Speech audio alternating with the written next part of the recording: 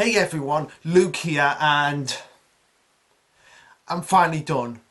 My second book, the one that I've been talking about in the sit and talk videos, that is finally completed. The first draft, of course, because obviously I've got to go through and do many edits on them, and that's going to take me quite a while because there's 38 chapters, 480 pages, but it's done. I hope to get it published by November time, so look forward to that, and also look forward to the fingers crossed Promised Neverland video that I hope to do with the Control Chaos guys this week. We're hoping to do it. We want to do it because Promised Neverland's anime is going to shit, and if what I've been told about episode 5, which is a recap episode, I know that for a fact, but if what I've been told about episode 5, the contents of it, is what I think it is, then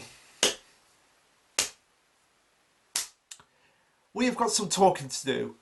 But that's all for later. Let's just get right into Dr. Stone because it looks like we're entering the final battle, or so it seems.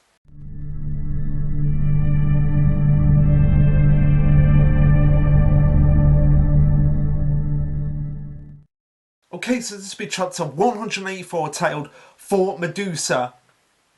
Hang on a minute, I thought they were already flying over the Medusa. Nah, okay, that's obviously a reference to the structure that's actually built in this chapter. I just wanted to make that quick joke. Yeah, it's cringy, so let's just get into it. Okay, so the chapter starts off with them arriving at Axorus in the Stone Sanctuary as Ryuzu's going, I can practically see and smell them, the rare rocks and materials we'll need for our rocket, and just ahead, mounted up them. As Chrome says in his usual manner, that's really bad and all, but it's a national treasure chest of stone. No, it's a natural treasure chest of stone, and it just seems a little bit too convenient. But of course, Chelsea being Chelsea, she mixes in some products together, and they produce pebbles that are separated all on their own, and they all get sorted by specific gravity. Fuzzy right, the denseness stuff collects on one side of the pansy, so it's basically panning out the ore minerals, as Chrome recognises this as just like panning for gold, and probably in the same way that Byakuya was panning for all the platinum back on Treasure Island. Now with Chelsea at this point, we've had this discussion of like, is she going to turn out to be the bad guy?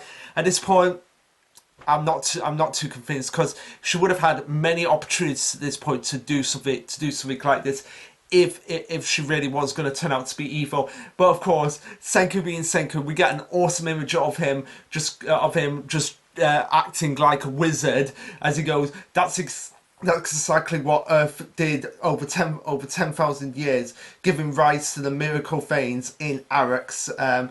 As Suika says, the whole Earth, though, all over those years, that's too much to wrap my head around. Trust me, Suika, when you get to be a little bit older, you'll be able to wrap your head around it. But one thing I want to say here is, we get this image of Gen, and notice anything different? Yeah, like Stanley, like Stanley in an earlier chapter, his mark is missing now. This is probably because Boichi just didn't have enough time, just ran out of time to actually put in. But I'm sure it'll get re-put in when we get to the actual volume, when this chapter actually comes out. Anyway, they continue on to say, as Kuroko goes on to say, I might not even know how to spell science, but humanity managed to survive off the resources of the Earth, accumulate knowledge over a few 100,000 years. The way I see it, that's a lot more awe-inspiring, as we see a little bit of a wholesome moment between Senku and Sinu, as they're kind of like agreeing with her. And yeah, moments like that, Senku has obviously rubbed off on Kohaku in one way or another. Not in a sexual way, don't even get it, because there's nothing sexual about the relationship between Senku and Kohaku. I see them more as like good brother and sister. Anyway, we cut to the title page as they've now decided to declare that they're going to build up at Super Alloy City, as we see the structure that they actually make, which is pretty impressive. It's kind of like in the shape of a H or an I, depending on how you see it, with lots of different hoods slap bang in the middle. So it's kind of like a fort. It's basically a fort. Basically, that's what they're going at here, because it's literally called Fort Medusa.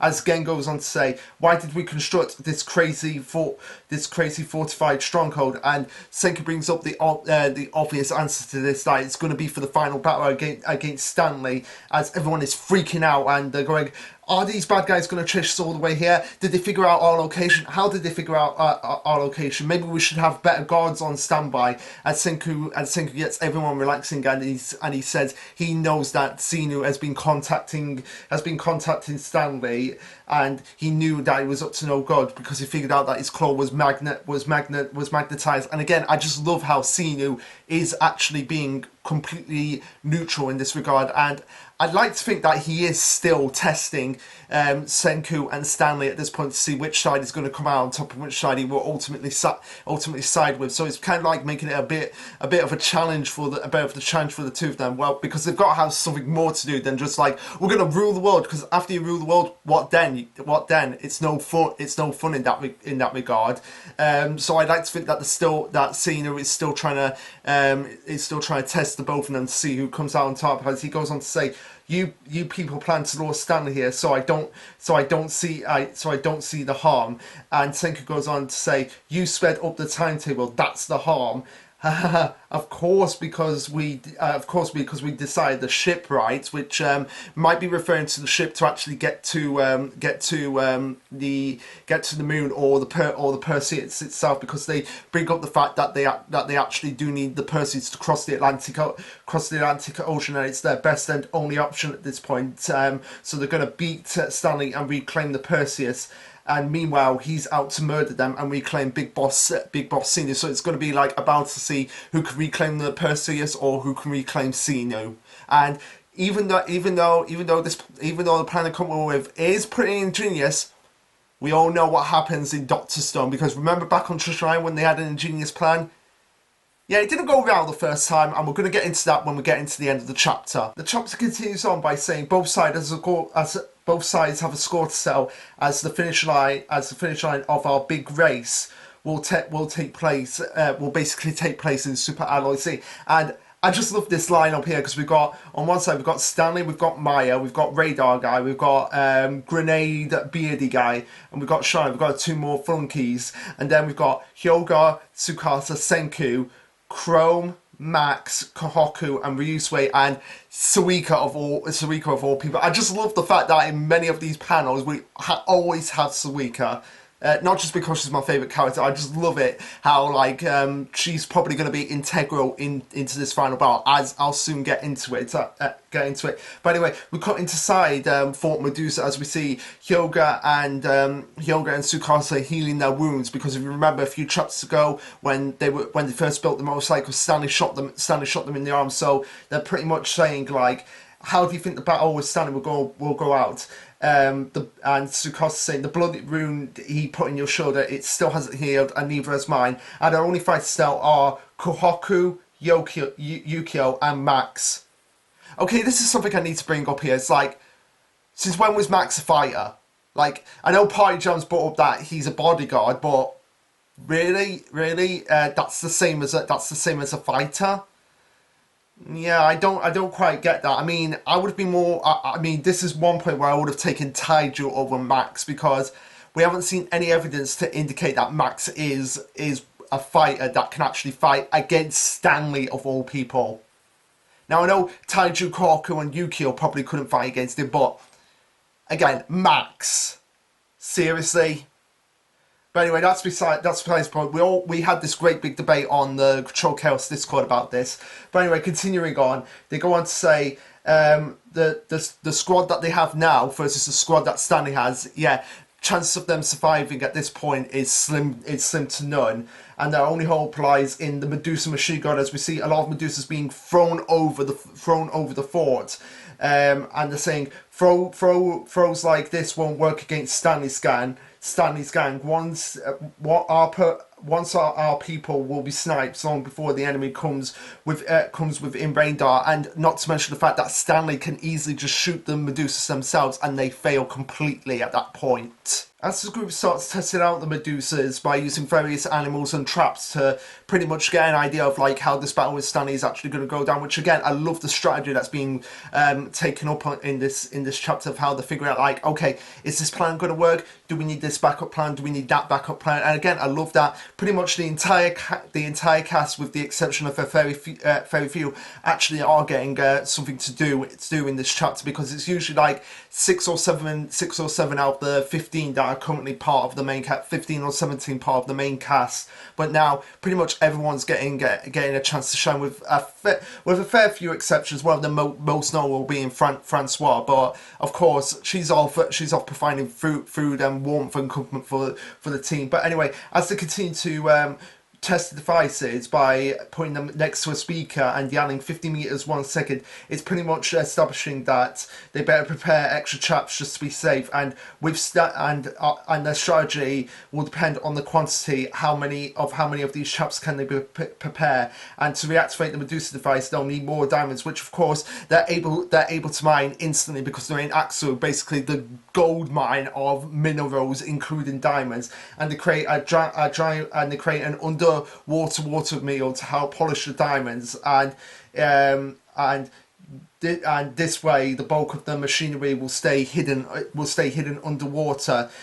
Before Chrome goes on to say he's expecting Kazuki to bust out his dudes any second now, but of course, this being something that Kazuki is not very familiar with, he's having a hard enough time trying to get a grasp on it. And again, I love the fact that this is completely failing on their part, and yeah, this is leading into my fear of what's going to happen once we get into the final battle with Stanley.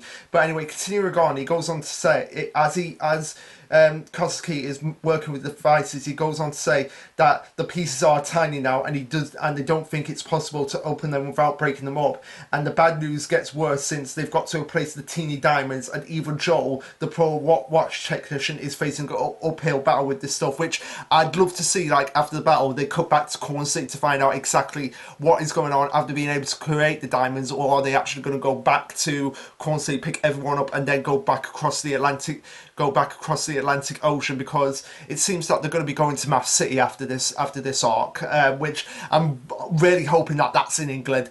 Please let it be in England, but if it isn't, I'll gladly accept that. Sasuke continues on by saying we'll never get enough of them up and running for a machine gun attack, because again, Stanley still has that machine gun, which, yeah, have we actually seen that machine gun in a while that he had at the beginning of Corn City when he was fighting at the Kingdom of Science?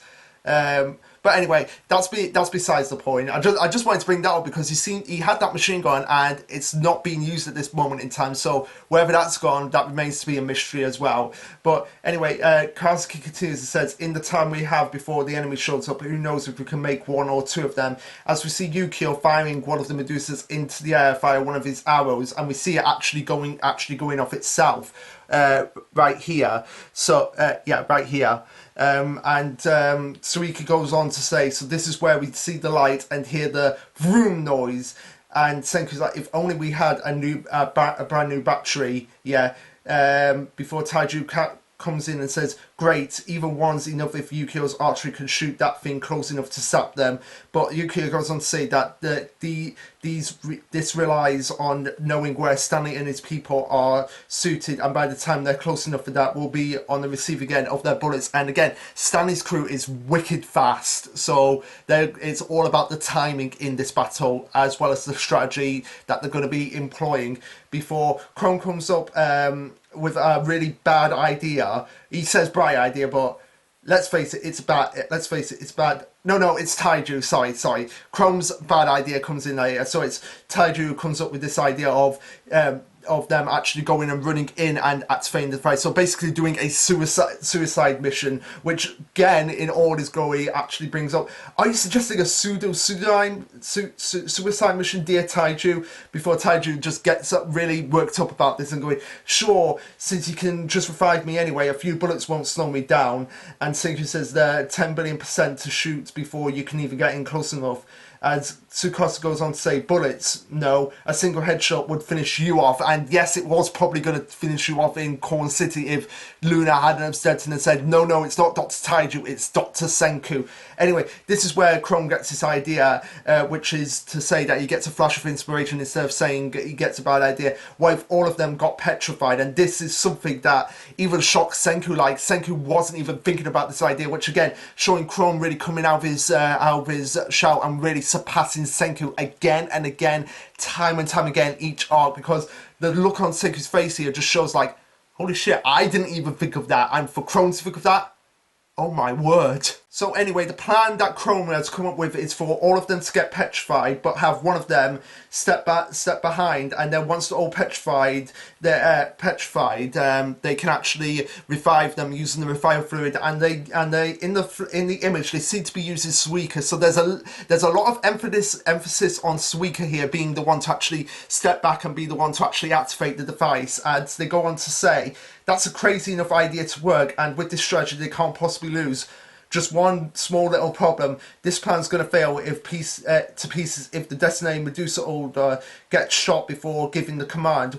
Worst case, Stanley might nab the device for himself. As Senku goes on to say, that wouldn't be a problem. That would be a problem, but not one that science can't solve. As they finish creating Fort Medusa with like a radio tower slap bang in the middle.